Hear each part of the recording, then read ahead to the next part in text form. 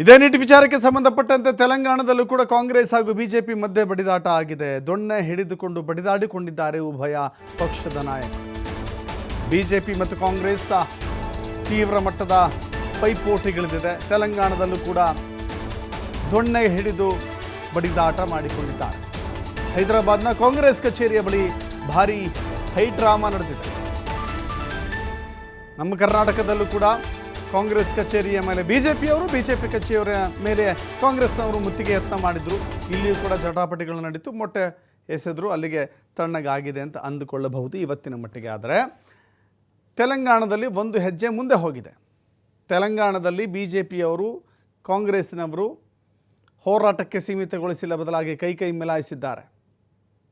ದೊಣ್ಣೆ ಹಿಡಿದುಕೊಂಡು ಬಡಿದಾಡಿಕೊಂಡಿದ್ದಾರೆ. ನೋಡಿ, ಇದು ರಾಷ್ಟ್ರದ ಸಮಸ್ಯೆ. ಬಗೆಹರಿಬೇಕು ಅಂತ ಹೇಳಿದರೆ ಕೂತು ಮಾತನಾಡುವಂಥವರೇ ಮಾತನಾಡ್ತಾ ಇಲ್ಲ. ವಿದ್ಯಾರ್ಥಿಗಳ ರೋದನೆ ಅಳಲನ್ನು ಕೇಳಬೇಕಾದವರೇ ಕೇಳ್ತಾ ಇಲ್ಲ. ಪೋಷಕರ ನೋವನ್ನು ಕೇಳುವಂಥವರೇ ಕೇಳ್ತಾ ಇಲ್ಲ. ಅವರ ಕಿವಿ ಕಿವುಡಾಗಿದೆ ಸದ್ಯಕ್ಕೆ.